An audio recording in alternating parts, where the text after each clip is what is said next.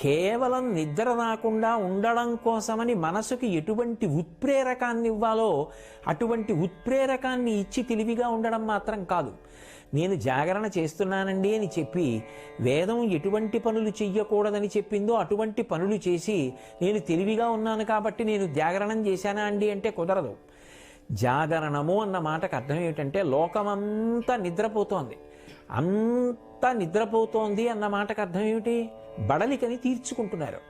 అందరూ బాహ్య ప్రపంచంతో కానీ ఆత్మతో కానీ ఎరుకలేనటువంటి స్థితిలో పడి ఉండగా యోగి ఒక్కడు మాత్రం ఆత్మవిచారణ చేస్తూ ఉంటాడు. దానికి జాగరణం అని పేరు. భగవద్గీతలో చెప్పినట్టుగా యస్యాత్ జాగర్తి సంయమీ అంటారు. సంయమీ అంటే ఎప్పుడూ అంతర్ముఖత్వాన్ని పొందినవాడు లోకమంతా నిద్రపోతున్న వేళ తాను తెలివిగా ఉన్నాడు అని గుర్తు.